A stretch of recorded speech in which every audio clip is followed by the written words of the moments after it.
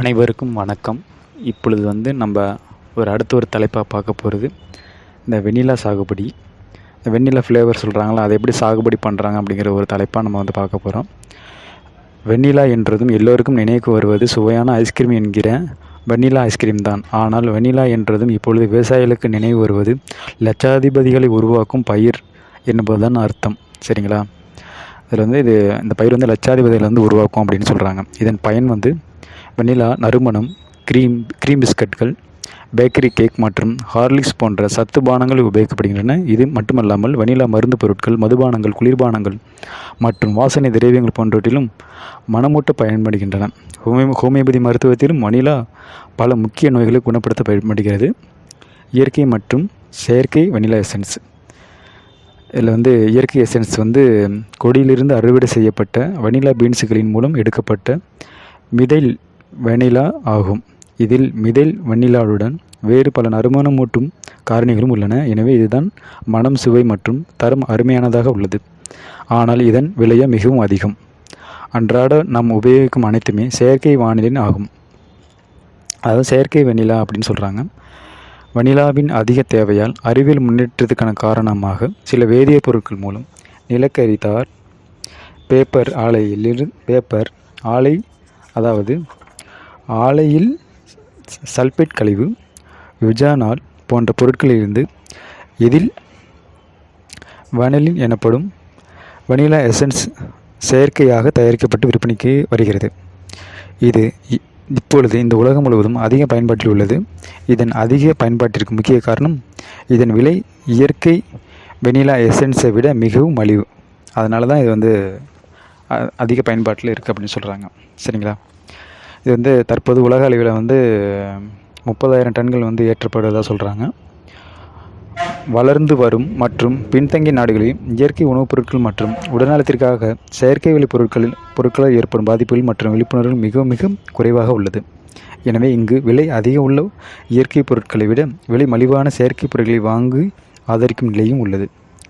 வெண்ணிலாவின் இன்றைய நிலவரம் என்ன சொல்கிறாங்கன்னா, இயற்கை எசன்ஸில் சுவை, மனம் மற்றும் தரம் செயற்கையில் எசன்ஸை காட்டிலும் மிகவும் நன்றாக உள்ளது என்பதால் உடல் நலத்திற்கு மிகவும் ஆரோக்கியமாக இருக்குது அப்படின்னு சொல்கிறாங்க.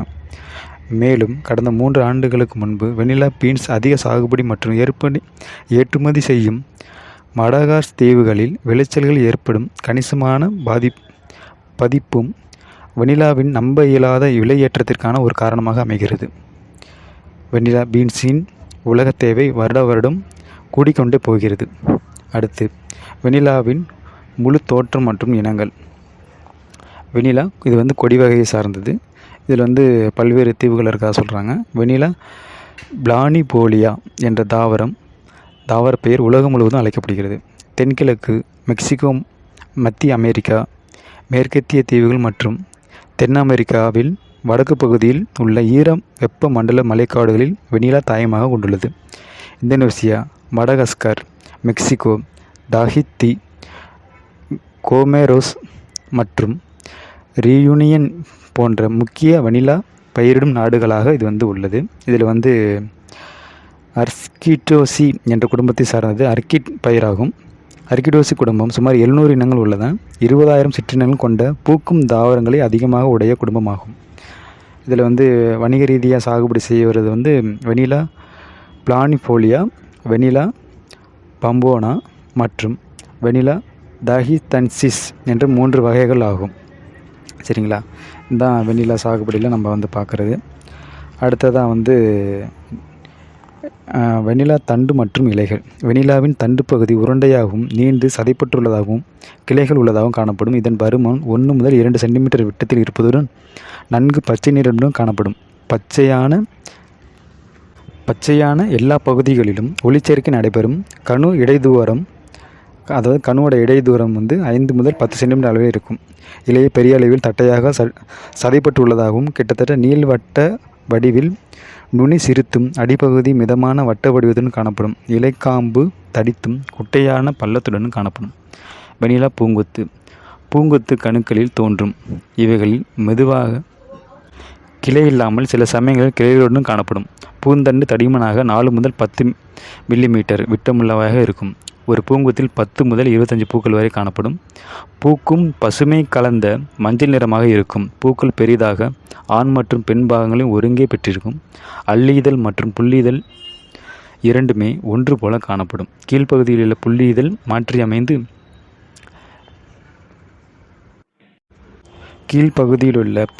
மாற்றி அமைந்து லேபல்லம் என்கிற அமைப்பாக உள்ளது. லேபல்லம் மற்றும் ஆண் பெண் பாகங்கள் கூடிய குழாய் போன்ற அமைப்பாக காணப்படும். இக்குழாய் போன்ற அமைப்பில் நுனியில் 2 மகரந்த தொகுப்புகள் காணப்படும். இந்த மகரந்தம் அதன் கீழ் உள்ள சூழ்முடியுடன் தொடர்பு கொள்ள இயலாதவாறு ரெஸ்டெல்லாம் என்ற மூடி போன்ற அமைப்பால் மூடப்பட்டிருக்கும். இதுதான் வெண்ணிலாவின் இயற்கையான மகரந்த சேர்க்கை நடைபெறுவதற்கு தடையாக இருப்பது.